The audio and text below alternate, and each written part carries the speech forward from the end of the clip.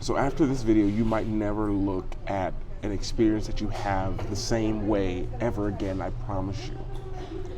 If you notice, a lot of people, some people you talk to, about one country before you go or one place before you go, they have a completely different experience than someone else you ask about that place. And then you go there and you're like, well, this place is amazing. What were people talking about? And I'm going to show you why that is, and at the same time show you how you can shift your experience, and all your experience is about to change. After hearing this, I can almost guarantee it. So you don't know me, I'm Luke, 12 years pro basketball player, and the last 4 years I walked away from basketball and just love creating an impact. Of course in person, but I love doing it online, helping you guys get clear while I figure things out, all for myself, just doing it in the public eye, so to speak.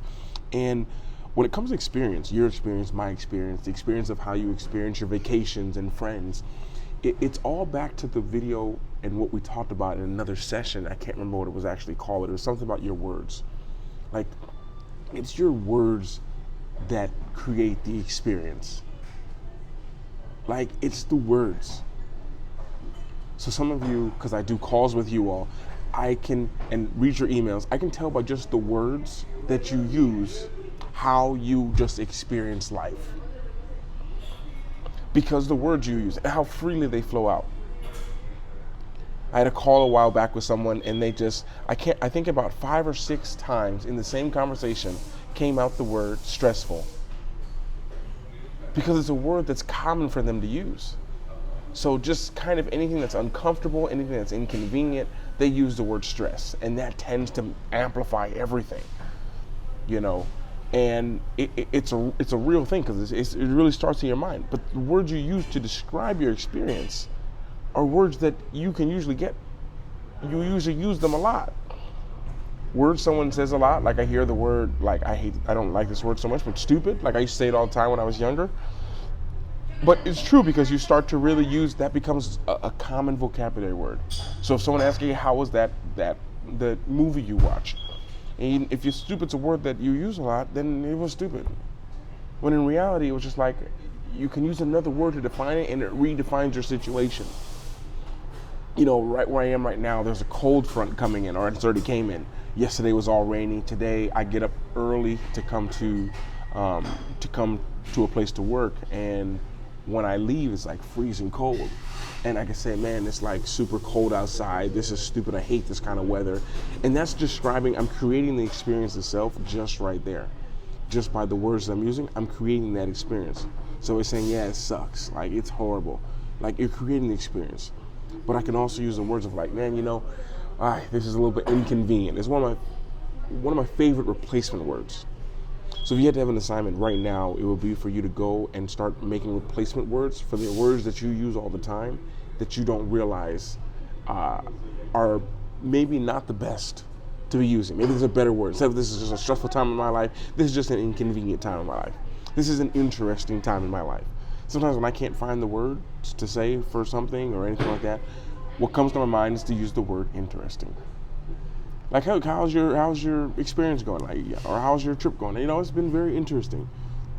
A few bumps in the road, but we're okay.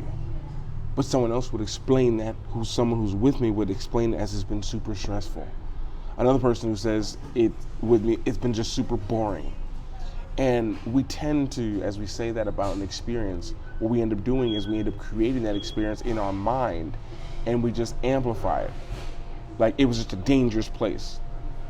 And next time someone says it to you, the question I have come up is just, ask them like, what was so dangerous about it? And most of the time, it's nothing. It's very rarely something that's happened to them. It's just like, no, I heard this, like something happened to this person when they were out. Well, where were they out at? What time of day was it? Like, where were they at? Were they drinking? Because when you get to the core of people's kind of, really anything, when you get to the core of things, it's usually very simple things. Like, oh yeah, you just forgot to eat vegetables and drink a lot of water and go to the gym. But you did that for like 35 years. That's why you're like 80 pounds overweight. Oh yeah, you forgot to just do like some squats or functional movement. So now, you can't get off the floor if you were to sit there or you were to fall. Yeah, it was just something simple. So I want you to just remember how your words create your experience. And I see this a lot when I'm doing different things. And when I'm, especially when it comes to technology, I'll be having conversations on technology, and like, for example, Zoom or Microsoft Teams will just break up. It just won't be working, or it will lose service or cut out. And I can just hear in the background, like as the screen goes black and they're trying to figure out what happened in the video, like this stupid, dumb thing. Oh, this is so annoying. And I'm just hearing it in the back. I'm like, those are the words you use to describe this experience? No wonder you feel that way. No wonder. No wonder. No wonder. And there's a part of me that's really sad when I hear that kind of stuff, because, you know, like, it doesn't have to be as bad as you're making it at the end of the day. At the end of the day, it doesn't have to be bad as you're making it. And with that being said, is it possible that you're making it badder than it is? If that's even the word you want to use. If that's the word you even want to use. Because I believe, not that my beliefs matter so much to you, but I believe that we speak things into existence. We are creators. We're made after a creator. At least in my belief, you can have your own. And so we speak. Like, we speak things before anything else happens. Like, before anything else happens, we speak it. The words come maybe not out of our mouth, but they come into our mind. You know, and I can't even, like I say, I can't remember. One of my mentors, Myron Golden, said something like, he said something along, I can't remember exactly how it went, but he's like, you can't speak without words, and it's like something you can't think without words, or something like this. Like, and sometimes when we think, we always think in words. And more importantly, we think in questions. So as we think in questions, the words that you're deciding to put into those questions, and really, I'm realizing now that one of the ways that I have, for me, and I could be totally wrong with this, but I can tell, you guys already know, we got to make sure the camera's rolling. Yeah, we're good. Had some interesting situations with long videos. But I can tell when talking to somebody, just talking with them, by the questions that they use, the questions that they ask, where they're at. Where you're at. Where they at when, Luke? But where are you at in your thinking? Where are you at in, like, if this was the only question you got to ask, is this the question you choose to ask? You know, one of my first favorite question to ask people is, what do you mean by that? I got that from TD Jakes. And I started asking people that a lot. Like, what do you mean by that? What do you mean? Can you explain that a little more? I don't understand it 100%. But another question I ask is, like, is that the best question you should be asking now? You know, like, how do I get from here to here? Like, is that the most high quality question? You know, because if you knew how to do it, then wouldn't you be doing it? You know, and let me take you an example. Let's say you're an aspiring entrepreneur, as I know a lot of you are, I know I am, and you're really trying to build $1 billion business. And you get a chance to ask Elon Musk a question. How many people would say, hey, yo, how do I make a lot of money? How do I become rich? How do I build a tech company? You know, how do I, you know, a question you can ask is like, how did I, I'm trying to think of a good one. How do I do what you've done? Where you think about that question, you're like, is that really the question you want to ask? Because there's a million ways to do that. And usually to answer that kind of question would require a lot of context. What do you like? What's your strengths? What's your weaknesses? Do you have a team helping you? There's a lot of questions that go along with that. So then maybe the question is like, you know, a higher quality question is like, yo, hey, if you were in my situation, you had this amount of money and you only know how to do this, what would be the first thing that you did? Like, what would be a 3-step, like, and now you're getting some deep information, because it's amazing that, like, to be all blunt and honest with my words, because this is how it feels for me, the shallowness of people's questions, like the shallowness, just the, you know, what do I do now? Like, well, what do you mean? What do you want? Like, I got to ask you 5 questions to figure out the context of the very generic question, and even if I answered it, do you even know how to implement that into yourself? Like, into what you're doing, if I were to tell you that. And most people's beliefs would not even allow them to do it. That's what you ever think. Most of the time when you're told something, because we all kind of have already heard the answers to so many questions that we have, our belief system wouldn't even let us. I was talking to a lady and she just she was tired of living in this country, in the country that she's from. And I was like, well, do you still work? And she's like, yes, I still work. I was like, how much do you have saved? And she had a decent amount saved. And I was like, well, you have enough for about 4 years of living in, I gave her like 3 or 4 countries that are nice, that she liked.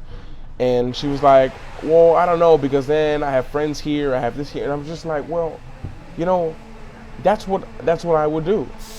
And she's like, well, what else what's something else? And I'm just like, can you see that's not the highest quality question that you could have asked? Because your belief system won't even allow you to see it. You have to understand that. You have to understand that about our belief systems. They don't let us see everything because you're just blinded to it. If you don't think miracles happen, if you don't think that angels come along the way and help you, if you don't believe that everything's working out for you, then the world that you're aware of is very different. Like, not perception or perspective, because I've realized recently listening to Dr. Golden, it's just like, no. Like, it's not, your perception is not reality. Everyone says that, and it's not true. Because our perception is how we experience reality. Like how we experience reality. Like how we experience what's happening. And then what we think about that experience becomes our reality. He said it and like blew my mind, because I'm like, that's so true. Because I'm like, why don't you have a big perspective? Perspective is not the problem. Your awareness is the problem. Like your awareness of being this overweight is okay for you. You don't need a new perspective. You've stood on this scale. You went to this doctor. You've got a lot of perspectives. You struggle to get up. You struggle to go to sleep. You can't run. You can't do a pull-up. You can't lift your body weight in the bench press. You can't run for more than 2 or 3 minutes. You've got a perspective. But the awareness of what it's doing to you, what it can do to you, where it's affecting your energy levels, what that's stopping you from doing with your children, with your kids, with your friends, with your family, where it's stopping you from even just taking action, just walking around the street for a mile feels like an impossible situation. I can keep going on and on. But the main thing to understand here is your experience is being shaped by the words that you're using. If you're not liking your experience, even if it's with the same thing, even if it's with the same thing you're doing, the same thing you've been doing every day, maybe it's your job. It's not your perspective of your job. It's the awareness of how things could be. If you guys all want to have a little bit of an eye-opener, watch a documentary on people who are migrating to the U.S. from South America. Like, I have a friend that I met. They were outside the store I went to all the time, and I usually talk to them, sit down, or maybe get them a little something. It was in October that I sat with them and talked to them. And she's from Venezuela, and I said, she's going to the States, getting to the border. She's like, it's been a long trip. And I was like, well, how long have you been traveling for? She said she left Venezuela in April. April, May, June, July, August, September, October. 7 months to get to where I was. And she still had about 21 hours to go, because they walked. Does that change my perspective on things? A little bit. Does it change my awareness? Absolutely. And these people walk. Like, it made me think about it. Like they walked to go to a place that I already was in flight, had flown back to. And the craziest thing was, I saw her on the day that I was leaving. I was leaving to go back to the States. So I flew back to the States, spent a week with my family, came back, and she was still there. Does it change my perspective on things? I don't think now, with the awareness that I have now, perspective is not the problem. Perspective helps. Perspective from someone else or from something else will bring an awareness, and then the awareness, that's where it happens. So it's increasing your awareness of things. Increase the awareness. Like, do you know what you do? Or do you even realize that the little annoying things you do that hurt you so much? Like, your awareness. Like, I had a sad awakening the other day of just like, like there's times when I have downtime. The first thing I do is I usually, if I don't go on social media, then the worst thing one of the most unproductive things I do is I go on my tablet and I play Call of Duty. And I listen to like a motivational thing, or I listen to something, but that doesn't really work because I'm playing and I'm trying to focus on where the bad guys are. And I realized this awareness is like, if I didn't have this right here, right now, then I would probably read, or I probably would just rest, or I probably let my mind have a break. And it was that awareness. My perspective didn't change on things. And sometimes what we doubt, this is not a perspective video, that's a whole nother one. But sometimes what it takes to really shift our perspective would be something very dramatic.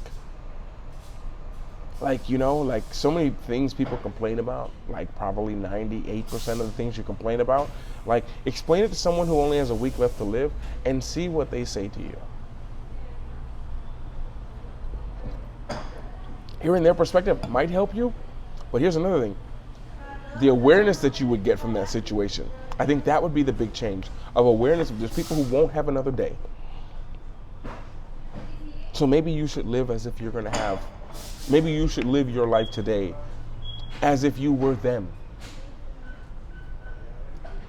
Now with an awareness of that, that's like, okay, maybe that could be dangerous, Luke, but yeah, but what if you just became a little bit more aware of that time is counting down, not up. Wouldn't it be interesting if we had birthdays and our birthdays counted down?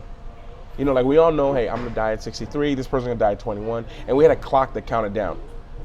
Because I believe in time. Time's always the most important thing to me. It's probably why I have the life I have now, because I believe time is the most important, the most valuable. I don't want to travel. I don't want to be sleeping on floors and hostels and changing countries every 2 or 3. I don't want to do that when I'm like 60. I don't want to do it when I'm 70. I prefer to do it now. I want to do it now. Or I don't even do that now, but I did it when I was younger. Like back in my 20s, of course, run around hostels, go from here to here, don't know where to go, take the cheapest flight, don't book anything till you get there. Maybe I sleep outside, whatever. What you can do when you're younger. But I've always had this like awareness of time. I think when I turned 16, I was like, oh my goodness, I'm getting old. Like I remember being like, man, I'm actually getting old. I need to do something. And I think when we start to realize that, I think people would do things different. I see a lot of people with, I heard something along the lines like nice cars only impress like broke people. It was something along the lines of that. And I think of like how many people that I know, especially living here in Mexico, that could have retired like years before. And they could have retired like 15 years earlier if they just changed the way that they live their lifestyle. They're making enough money. Like you're making $800K a year, you're making $150K a year. Like in most countries, that's more than they're making in 20 years. Which I think people lose that kind of awareness of, which I think, for me, that's why travel, I would tell you all, is probably one of the best things you can do. Not because it changes your perspective on things, but because it changes your awareness of things. People's perspective can change, and then you can just go back home and back into your normal life, and you have the same kind of life. But if you can change your awareness, when you're aware that there's people who make like $1 a day and they're happy and they have family and they're doing all this, and you're complaining making like 25 an hour, or you watch, like I've watched since I've been here close to the border of Mexico, I watched a lot of documentaries on people trying to migrate to the States, coming from, like I say, from Venezuela, from Honduras, from all these different places. And the things that they have to do, the months that it takes, the risks that they have, sleeping in the cold, not knowing where they're going to eat, on the run, and then they get to the States and we wonder why they can work, why they can work in these jobs, and we're like, why would you ever work there? Well, you should see where these people are coming from. If you had awareness of where they came from, and not only where they came from, but what they went through to get to, just to have that job that you're like, how can they do that? It's that awareness of things. That's why when I speak to people, I realize when we're not on the same awareness, the conversations, I'm like, what am I trying to put my perspective onto them? They don't have the awareness to even realize it. They don't have the awareness. They don't have like a kid doesn't have the awareness to really feel empathy for someone when they're at a certain age. I don't know, 1 or 1.5. And we oftentimes, especially parents, who try to make you, well, see it from here, here's what you need to do. It's not the perspective that's the problem. It's the awareness that they have, the awareness of the world that's out there. And I sometimes say that because the words that you're going to use to describe your experience is going to create everything for you. It's going to create the experience itself. It goes from like, it was a horrible time, stupid people, cold weather, to, hey, it wasn't the most convenient of times. And now, how does that feel? And now when you explain the experience to other people, how does that make them feel? So it's just a little I get a little mixed up, a little mix of perception, awareness, and at the same time understanding that all that creates your experience. And at the end of the day, it's the words you use to define it that creates the experience itself. Yeah, maybe go back, double tap that on the left side, and go back and watch that again. But your experience, the way you describe your experience, is the experience itself, technically. Some people had great relationships for 3 years, 6 months, 10 years. And then after they break up, they just talk horrible about this person. And it makes it seem like that whole 10 years was a horrible time. When it's just like, well, you stayed with them for 10 years. It had to have been great times. It had to have been fun times. Like, be aware of your words. Be aware of what you say. Because the words that you use create the experience that you've had, and they'll create the experience you'll continue to have, really in all aspects. So with that being said, be blessed. And I'll see you guys in the next session. It's good, no?